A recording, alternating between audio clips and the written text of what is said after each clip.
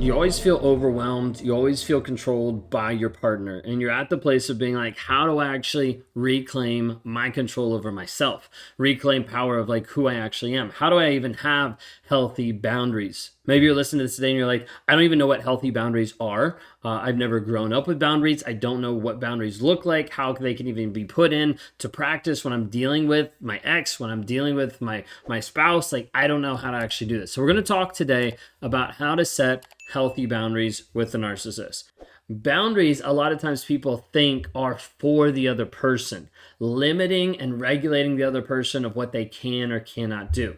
Those are rules, regulations, and laws. Those are not boundaries. A boundary, when we're talking in a toxic relationship, is a line in the sand that you're saying, I'm not going to cross this. If you want to cross this, you can do that because that's your prerogative and you're an adult. Supposedly, but you're an adult, right? But if you cross that, that is the boundary for me of saying, I don't really want to be in this relationship, or I don't want to be in this room, or I don't want to, whatever it might be, if that's what you're going to do. So you're not saying, no, you cannot do this. What you're saying is, I'm not going to accept that and be in the relationship with you. Do you see how it's different? It's a little bit nuanced, but if you understand this, it changes the whole dynamic because you're looking at no longer controlling or conforming the other person, but you're working on you. If you work on you and saying, this is the direction I'm going, you can either come alongside and go with me, or you can leave. It changes the whole dynamic. Think of it this way in the aspect of cheating, okay? You can tell your partner, hey, you've already cheated on me once. I will give you one more chance. Okay, I'll give you one more chance, but let me tell you this and be very, very clear. I am not going to be with a cheater. So if you decide to do this again, that's 100% fine and you can do that. Just know that when you come home, it won't be with me. You see the difference? You're not even telling them that they can't do it. You're saying, hey, this is part of the thing of me being in a relationship is with a person that's not going to cheat on me. So if you cheat on me, you can do that, but just know, like, I'm not going to be here. Like, I'm not going to be in this relationship. I'm not going to entertain this relationship longer because this is what I believe. There's a difference. People get this way too construed in a lot of culture and a lot of politics, a lot of society of just being like, oh, like you have to believe this, you have to do this, all this kind of stuff. Like, no, the boundaries are for you. All right, so let's actually dive in. That was just the precursor, okay? So diving in really quick, first aspect of understanding and working on healthy boundaries with a narcissist is to understand your worth and prioritize self-care. Now, that seems super hard after being with a narcissist because you haven't been used to prioritizing you. You're like, I don't even know what that means. I don't even know what that feels like.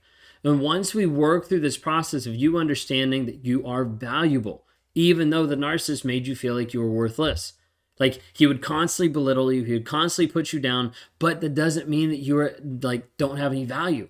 Okay. That means that he didn't treat you with value. There's a difference, but too often we'll ascribe that of like, oh, he treated me this way, therefore I am. Your worth is not defined by another person's treatment of you. That oftentimes is their poor upbringing, their lack of accountability, their lack of growth and change, their lack of healing, and as a result, they're going to keep doing abusive things no matter what. Understand that you have the right to be treated with respect, with kindness, and that you deserve to protect your emotional and your mental well-being, even though narcissists will make you feel like you don't. So this is where you have to start practicing self-care. That bring you joy, that bring you relaxation, spending time with hobbies, spending time with supportive friends, engaging in mindfulness exercises, meditating, working on you, reading a book, like stuff like that. Like, this is you saying, like, wait a second, my time is also valuable. Like, I've given you all my time. Like, there needs to be some give and take. So, like, I need to be able to have time to develop myself. If you haven't at that time, you might be in a relationship where someone's toxic or controlling or isolating you from other people. So the second thing is you need to identify your boundaries and communicate them clearly. Here's where we get a little nuance, because with a narcissist, if you give them a list, here are my boundaries, then a lot of times they'll go through, they'll check off the list, and then they'll revert back to doing the same thing over and over. It's not the best idea to give a narcissist a list. However, you can still give them some things of like, do this first, okay? Like, if you want a boundary, here's my boundary. Here's what I'm willing to do. Here's what I'm not willing to do. That's on you depending on how you respect that. Okay, then you wait and see what happens. If they respect it, then you'd be like, okay, is this going to continue on? or are they reverting back? So you have to identify your boundaries really clearly, what behavior is acceptable, unacceptable to you, and then clearly define it. Hey, this is what I feel about this. This is how I express myself in this area. This is what I'm thinking about. This is what I'm focusing on. This is a boundary that I have. It's up to you, whether you want to respect it, whether you want to listen to it or not. Okay, think of it this way. Narcissist tends to belittle you, demean you, let them know hey, I'm not willing to be in this conversation if this is how you're going to treat me. This is not something I will tolerate in my relationship. Is that clear? You're trying to be very, very clear of how you're speaking to me right now is not something I'm going to stay in this type of relationship. Okay, so it's being very, very clear about your boundaries. Now, the other part is being consistent and firm. This is a hard one for a lot of people because a lot of people struggle with the consistency in all different aspects of life, but especially in this area. People struggle with being consistent because they're well, maybe I should change it in this aspect. They didn't mean it in this aspect. And they waffle back and forth and they get to the place where they're being inconsistent. And as a result, the narcissist keeps doing the same thing over and over and over again. And people are why aren't they changing? Because you're not being consistent. And you're well, I've been consistent and it hasn't fixed anything. Be consistent. You cannot deviate from your boundaries, from your vision, from your values, from who you want to be and expect them not to come back and expect them not to do this stuff. Okay? Narcissist is going to keep testing your boundaries. He's going to keep pushing them over and over to see can he push past them. Whenever you budge just an inch, it's there's something there. I can push this a little bit more. I can win. I can get through this. I can figure this out. So it's crucial for you to be consistent and firm in upholding your boundaries, not budging. You're nope, this is my boundary. This is why it's important to understand that boundaries are created by you defining you and the direction you're going.